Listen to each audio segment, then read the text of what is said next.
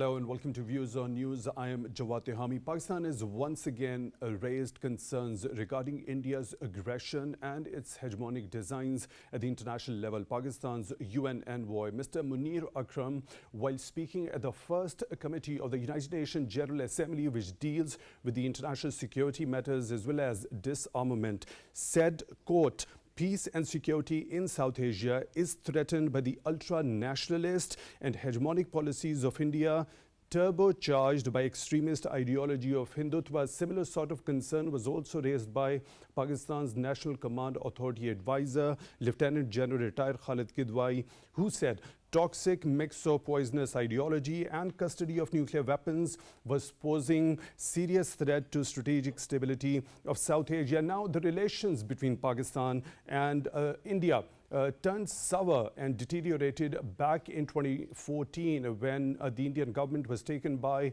the Bharatiya Janata Party, which was led by now the Prime Minister, and since 2014 the Prime Minister Narendra Modi, who is known the world over as the butcher of Gujarat. And now these relations we saw with the passage of time back in 2019 on 5th of August turned even worse, and they touched the lowest ebb when India unilaterally and illegally revoked Article 370 to snatch the autonomy of Kashmir. And this act was not only unilateral but also illegal and was in violation of India's constitution, the partition plan, the similar accord between Pakistan and India, as well as the relevant United Nations Security Council resolutions. Later on, we saw saffron terror was unleashed within India by the zealots of Bharatiya Janata Party and Rashtriya Swayam Sevak Sangh, which is known as RSS and is inspired by Hindutva ideology. Not only this, aggression of India against Pakistan also came to the fore in form of the Balakot strikes on 26th of February, and then we saw a so-called misfire of a flying supersonic object that landed within Pakistani territory. Now, Pakistan has always desired peaceful relations with India, and but on the contrary, this desire hasn't been reciprocated by India with a full vigor. On the contrary, it has been responded with a barrage of serious accusations which have been unfounded and baseless, and no evidence related to those accusations has been given by the Indian authorities so far to the Pakistani authorities. Now, recently we have seen provocative statements coming from the Indian top officials, which include Indian Minister for External Affairs as well as Indian Home Minister. We'll definitely take a look into these statements and we'll get analysis on these statements from our panelists. Now, regarding these statements, Pakistan's Foreign Office has categorically rejected them as baseless, and it has said that these statements show and are the manifestation of Indian leaders' obsession to concoct and fabricate facts against Pakistan and pose itself as a victim of terrorism. Will delve deeper into all these aspects of India's aggression and hegemonic behavior that is a threat to regional peace and stability. But before that, our production team has prepared a report. Let's watch that.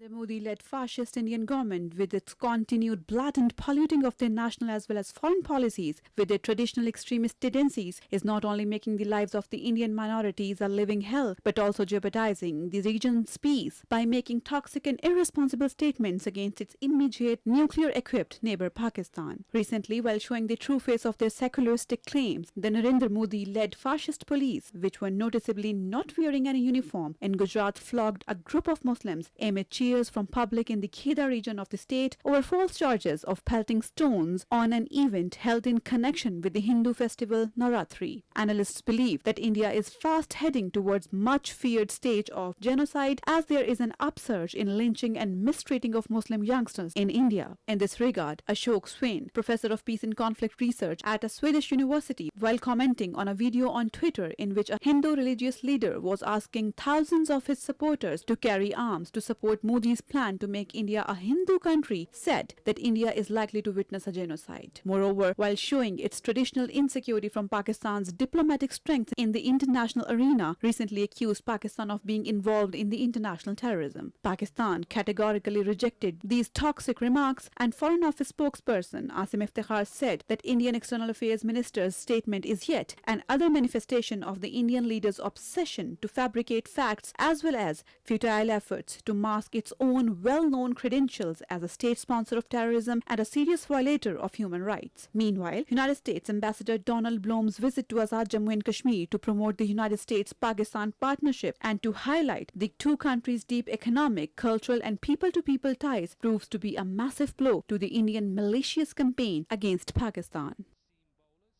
Just watched that report. A number of incidents happening, especially against the Muslims.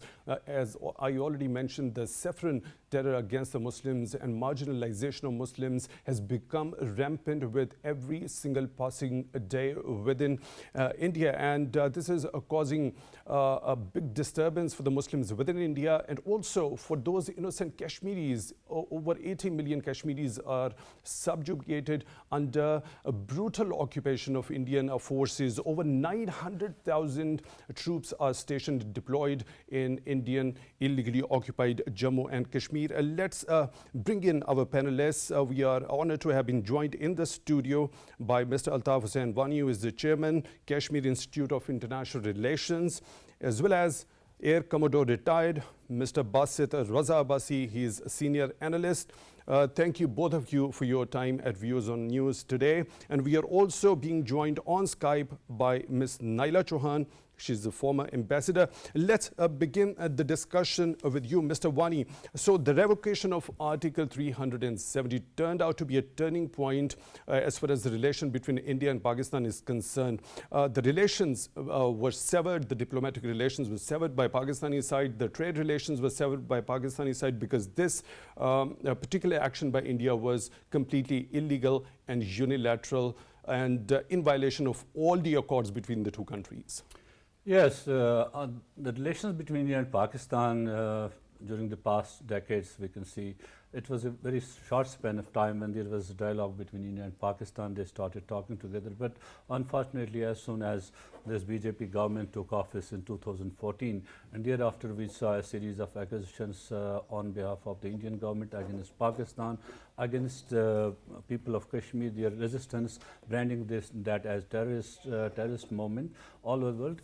These all acts of BJP continue till date, and this all was to cement their Hindutva vote bank in India. We have seen as now there are going to be elections in Gujarat, and they are seeing the elections in Indian occupied Jammu and Kashmir in the coming months. So for that, the new wave of aggression from the Indian side, the statements which come regarding terrorism, the Pakistan being the hub of terrorism and all that, this has started. It is all what they have done on 5th of August 2019 by revoking Article 370 or 35A. That was aimed at to change the demography of Indian occupied Jammu and Kashmir, and thereby they have started that process, and they made a delimitation process in Indian occupied Kashmir, thereby making the numbers of the Hindus in the parliament which will come in force in Indian occupied Kashmir, they will have the better numbers by giving a type of bribe to Gujar and Pahari communities,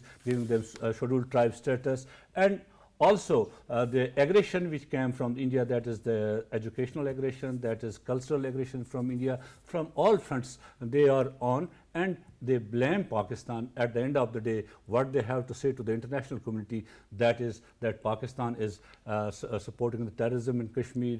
On the other hand, they themselves say there are only 100, every year they say there are 150 militants, and we have at the end of the year they say we have eliminated all of them, and then next year they say, because this type of thing helps them in order to push their international to get that traction within the public to just win the elections? To win the elections, and also to befool the international audience, because they that suits them to take on Pakistan internationally, that Pakistan is supporting terrorism and all that, while as the world knows that from 2004 onwards, when India and Pakistan forged an accord, and after that there was nothing such happening in occupied Kashmir from the Pakistani side, and time and again Pakistan has asked India to give us proofs if there is something like that.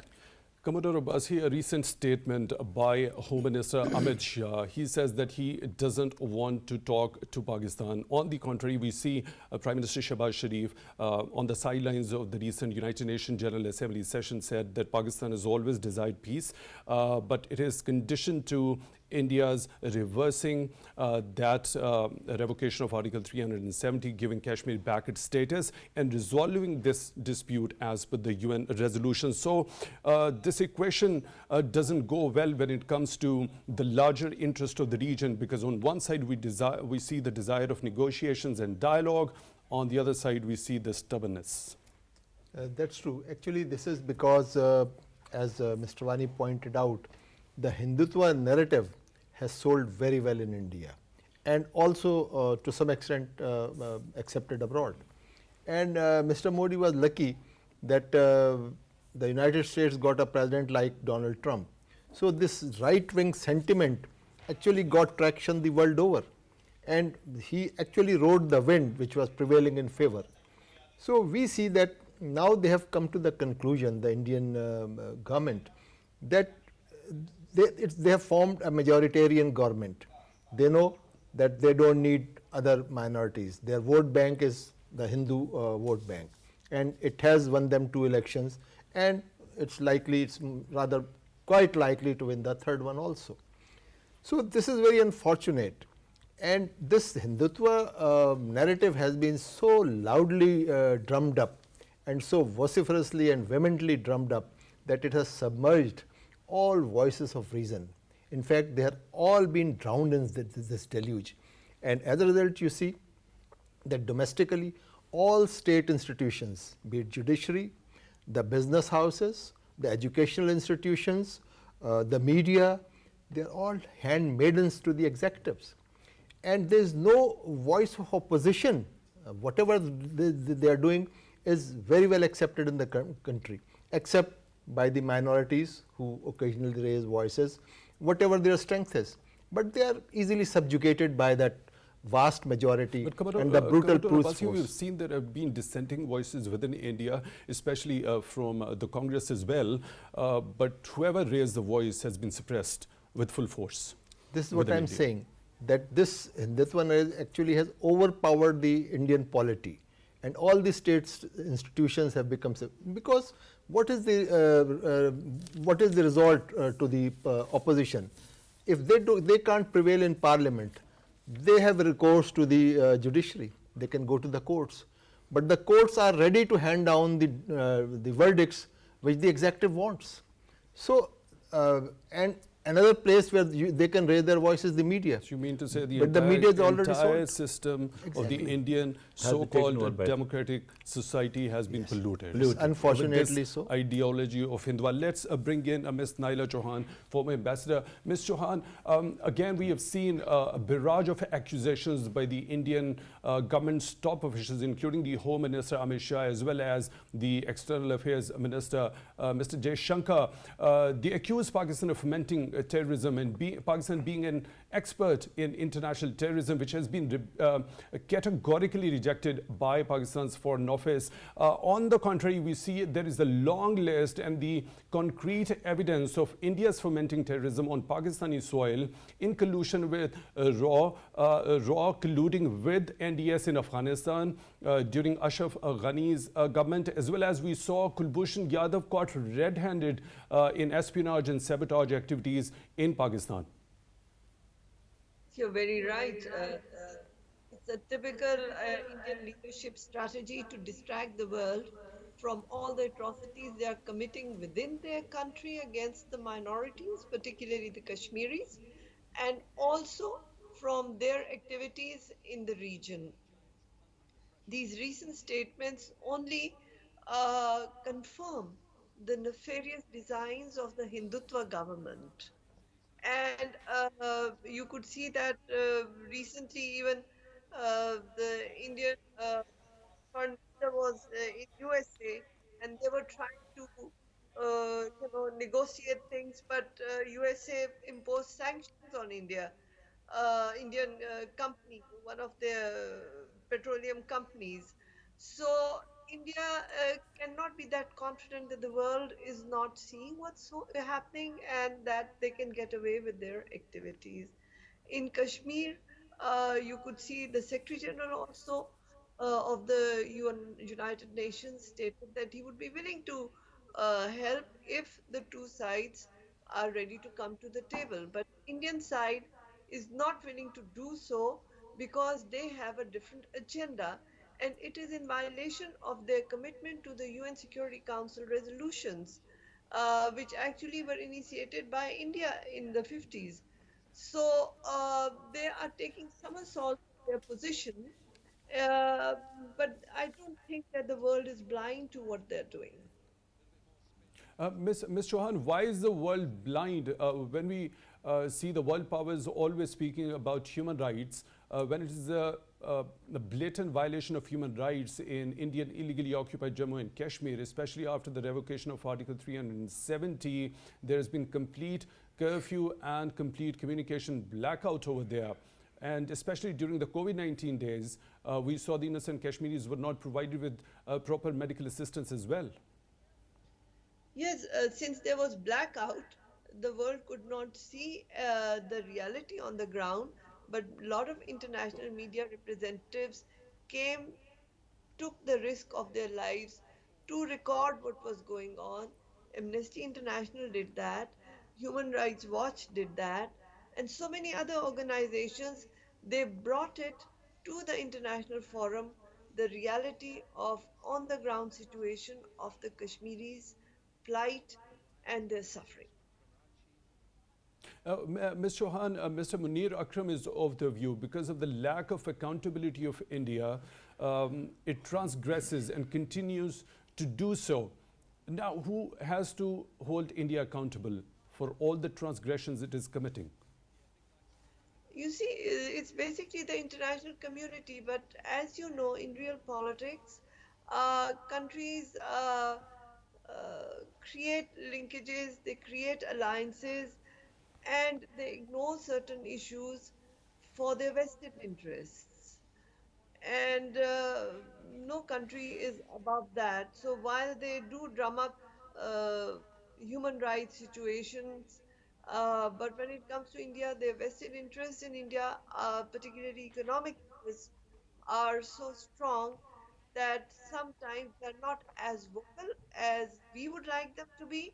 But now the international community is also recognized and stating that they have taken note of what India is doing in Kashmir. Right, Mr. Wani, we saw that Mr. Amit Shah also lambasted the three main families in occupied Jammu and Kashmir, the Abdullahs and Muftis, and he also included one new family, Gandhis, which has not already been criticized by any of BJP leaders. This time it's a new addition. He said over the last 70 years, these families had been ruling Kashmir and they haven't done anything in terms of investment, in terms of building the industry or giving employment to the youth. It was back in 3 years under the leadership of Narendra Modi that a huge investment was made over here. Your take. So first off, I think Amit Shah should read the Kashmir history again. The first thing is that who are those muftis, sheikhs and Gandhis? He refers to actually to Nehru family, not the Gandhi family, actually to Nehru family. References to that Nehru family. By now they are called Gandhis, so he referred as Gandhis. Who are muftis and sheikhs? They were the collaborators, they were the people who were put in place by the Indians against the will of the people of Kashmir.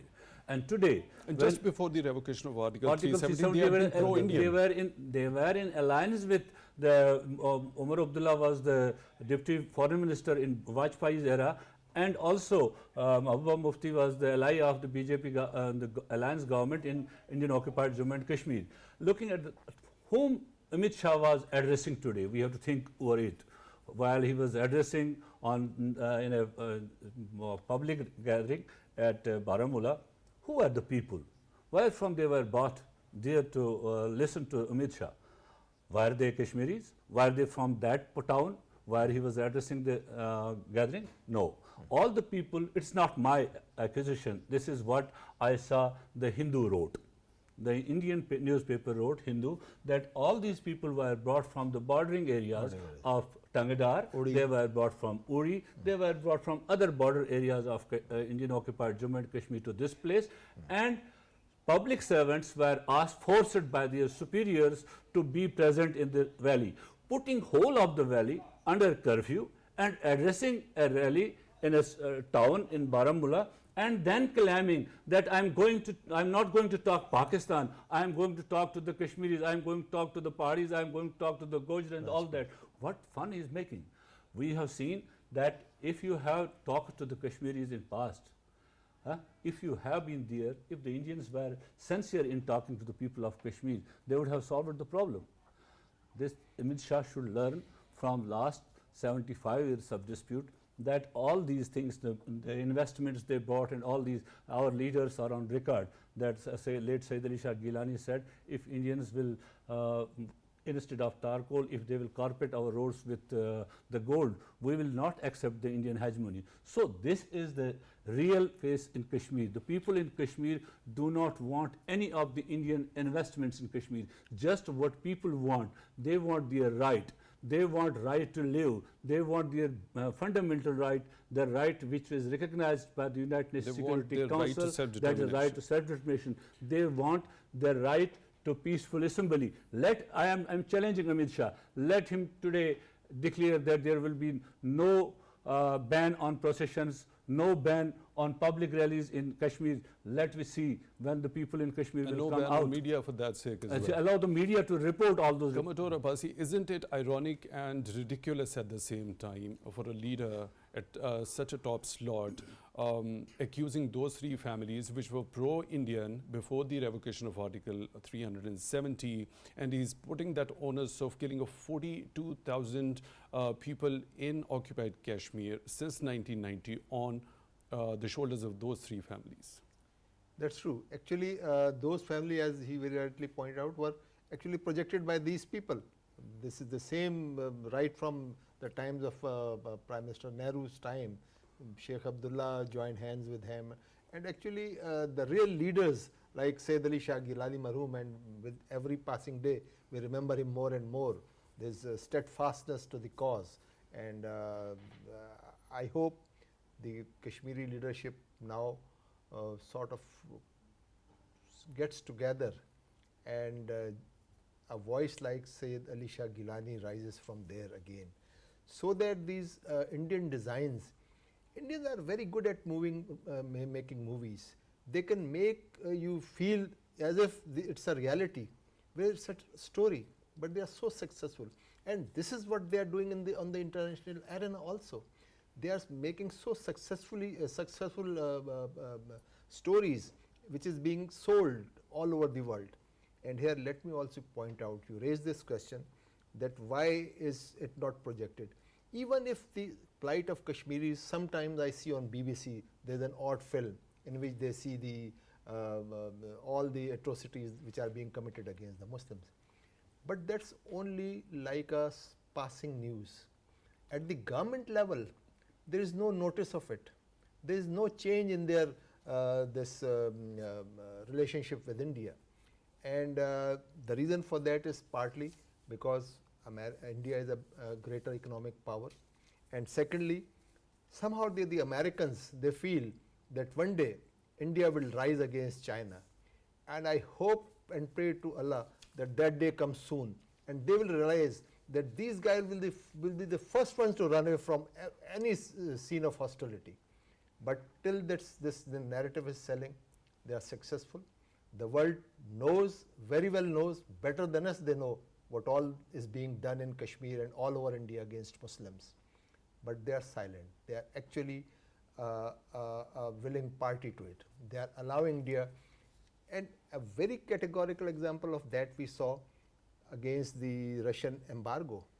They blocked the whole world from buying the Russian oils, and they said it will sanction anybody who buys oils from Russia.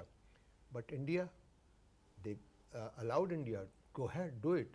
This is the success of their narrative and their international diplomacy, that they are actually doing everything, they are committing all these atrocities, and they are getting away with it so easily.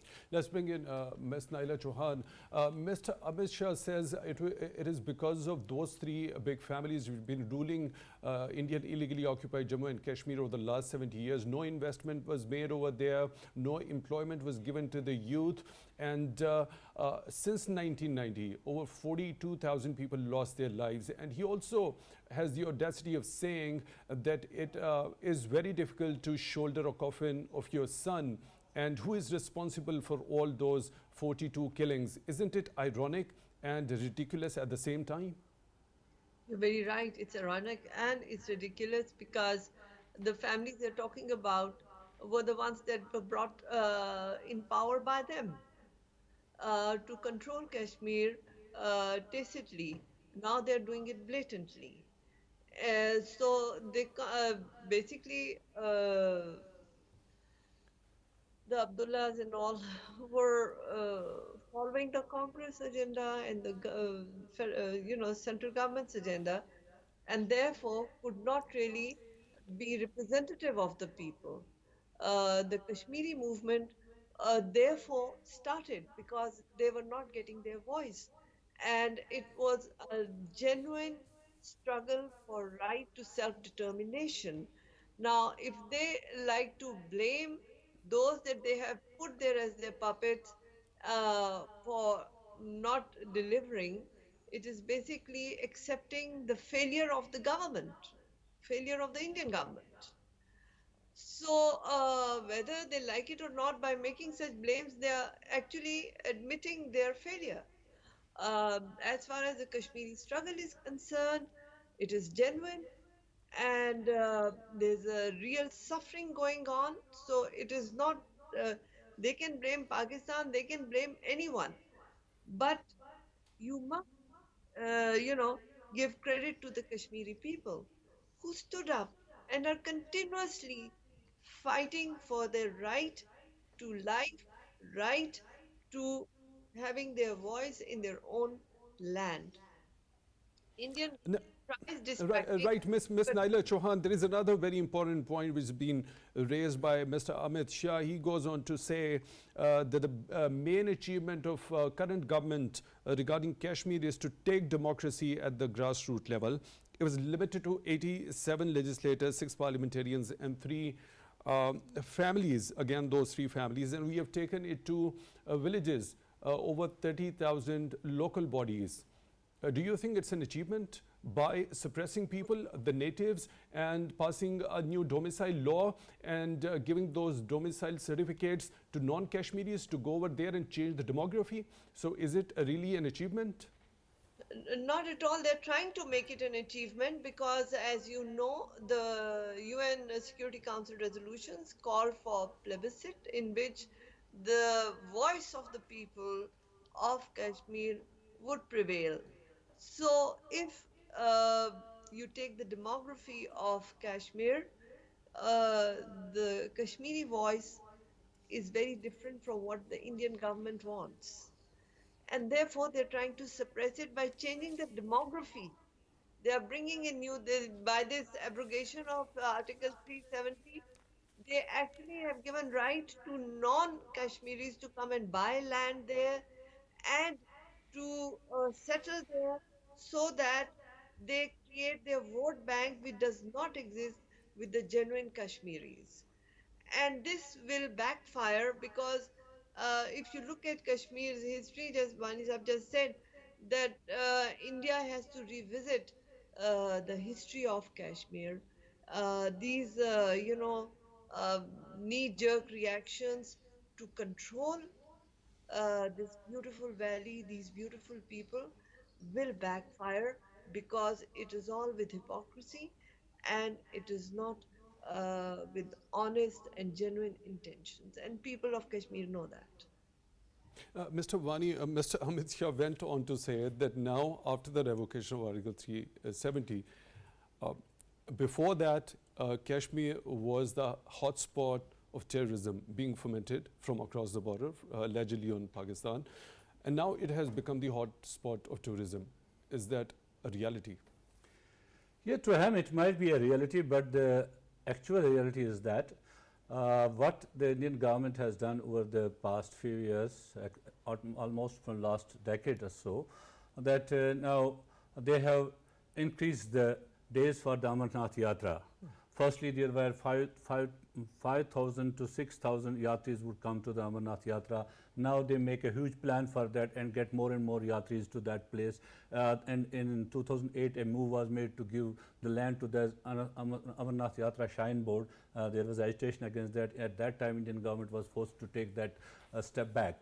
But now, what India, as I was actually discussing it earlier, that the cultural aggression, the way the Indians are doing it, from the Indian side, from the mainland India, they bring people to the army cantonments, to the schools and the bordering areas, and arrange the festivals over there, cultural festivals, all that, and give it a name of the border tourism.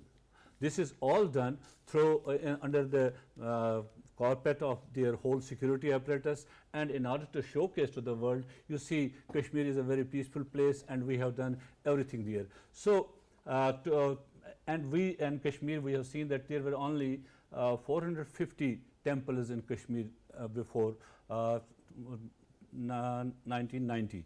Now the Indian government, current government, is going to build some 50,000 temples across the Jammu and Kashmir, Indian occupied Jammu and Kashmir.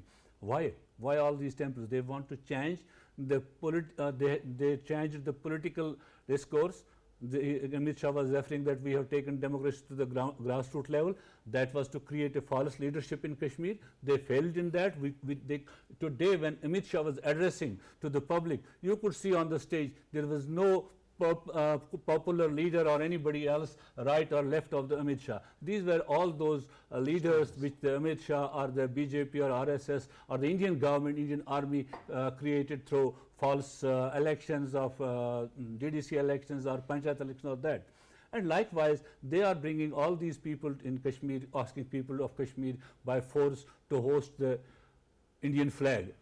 Amit Shah should revisit again. He should that people of Kashmir host Pakistani flag by will, but they know that further they will be killed. But Indians are forcing people of Kashmir to host the Indian flag by force, so that they can show to the world, to the Indians, that now whole of the Kashmir is now under India and they have Indianized. Exactly. Commodore, when we talk about changing demography of such a disputed territory, it is in clear violation of the 4th Geneva Convention, as well as Ms. Chohan already alluded to the fact that this sinister design of Indian authorities is going to backfire, since the movement is indigenous and people don't want to live under suppression. How far-reaching impact of this sinister campaign would be on the region overall? It's damaging for the region, because by their strength, their over 9 lakh forces gathered there, they can implement these things, their ideas. But history's lessons are very cruel, and you only have to wait for the time, because these machinations will not stand this test of time. They are bound to fail. These unnatural, illegal, immoral, and most reprehensible acts, they will never stand the test of time. And the history of Kashmir is still being written, and the last chapter is yet to be written. And inshallah, one day will come that all these efforts would fail. Commodore Abbasi, after the revocation of Article 370, we saw there were voices raised around the world, in the UK Parliament, in the European Parliament as well, and the US Congress also discussed this issue. There were mediation offers by the former President, Mr. Donald Trump, to mediate between Pakistan and India, which was of course rejected by India. Then this particular thing was raised at the United Nations Security Council after such a long time as well. We saw Genocide Watch as well as Amnesty International giving distress calls regarding the situation in occupied Jammu and Kashmir. But it's been over years now. Nothing has been done over the last 3 years. No concrete action, neither by the United Nations Security Council nor by the international powers. Here is a point. Pakistan has a leading role in this because we are the voices of Kashmir. Actually, on all international forum, the Kashmiris have no access to international fora. It's we who take their voice there. And somehow or the other, let me acknowledge that these days we are too engrossed with our domestic politics. You read any newspaper, you hardly find a news on Kashmir. It's unfortunate. The Kashmir is something which is a burning issue, and it is actually we should all feel the heat of it. And if we don't feel it, then Kashmiris would suffer, and we would suffer because our fate is linked. Well, We are Pakistan conjoined is twins. continuously been Exactly. highlighting this issue, not only but also supporting the Kashmir cause politically, morally, and diplomatically as well. We saw Prime Minister Shehbaz Sharif raising this issue at the sidelines of the UNGA also. Actually, not only that we should talk ourselves, we should convince some other leaders Why to is talk the with world us. community not convinced so far, despite the UN resolutions being there? Because they have vested interest. They can get better business from India. I mean, they have deep pockets. The Indians have deep Despite pockets. knowing that this remains to be the nuclear So, flashpoint? Morality is always on the back burner these days. It's the economic interest which dominate the world affairs. It's it's an unfortunate fact. We can all talk polite things. We can talk of morality and the highest. We can put it on the highest pedestal. But in the world as we see today, it's your economic interests which dominate, and your strategic interests. Like the Americans have an interest against China, and they are propping up India. And let me also admit that Pakistan has definitely made a lot of efforts, but we have to sort of be more united. Our polity is very fragmented these days. The polity remains to be fragmented, but no matter whichever the political party is at the helm, every party has the similar policy on Kashmir. That is true. That is true. That is true. That's but true. our voice becomes stronger if we all are moving in that same But on direction. Kashmir, if we will not believe. Let's go to Ms. Naela Chohan. Mr. Munir Akram also alluded to the fact that India is acquiring the latest weaponry, and last year the amount which was invested by India was $73 billion. Now, when India is investing that huge amount to acquire the latest weaponry, why does it seem to have a problem or get worried with an approval of a deal between Pakistan and the US regarding the sustenance of the F-16 fleet that is just worth $450 million? That is inherent in their, attitude towards Pakistan. All their deals, although India has always been playing the West to pretend to be a counter to China, while it cannot be a counter to China. China is a bigger country, it's much more developed, it's an economic giant. India cannot match that. But they keep on luring the West by saying that, they get all the support for their arms, their defense against China, but actually they are doing it against Pakistan. And therefore, they get very upset when Pakistan gets any defense abilities, enhances its defense capacity, because they are actually focused on Pakistan. They're not focused on China. But they use China as a bait to the West for getting all the benefits.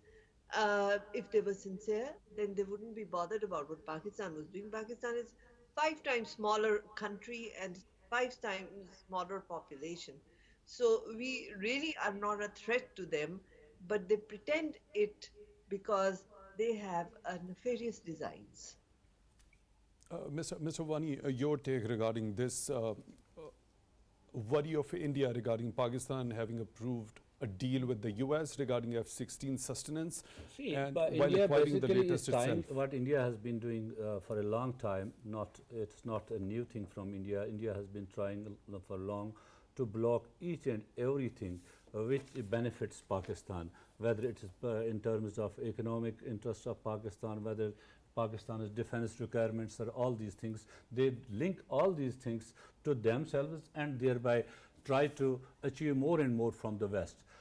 Now we see the Indians have the defense deals with Russia, they have they are the strategic partners in United States, they are purchasing submarines from France and other things, other places. So they are doing whole of things, and what is our defense budget? They should not be worried about this, but they are worried about the very existence. The unfortunate is that the thinking of the Indian leadership has been there against the very existence of Pakistan, which unfortunately they have to keep in mind that Pakistan has emerged and Pakistan will continue to live. The India's dreams will not be fulfilled. So the Indian leaders have to think over it that for last 75 years they have adopted this policy. Pakistan is there. Pakistan has emerged as a nuclear state. Pakistan will remain there. Pakistan is a leader in many parts in the world in different consortium. Pakistan is a leader there. So they cannot minus Pakistan anywhere.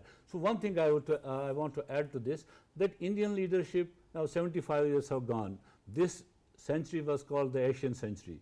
It's time for Asia to rise, that Indians should give up this dream to become the leader in the Asia and instead start a cordial relations with its neighbors so that Asia could flourish. That only way is that resolving the Kashmir issue. Commodore, a similar sort of a statement by Mr. Munir Akram regarding maintenance of balance of conventional and strategic military capabilities and deployments, including reciprocal measures for nuclear, missile and military restraint between the two countries. Your take on, sir, briefly, please. We are unfortunately short of time. I know. Actually, we have on the strategic side, we have the balance. I mean, we can match them for everything.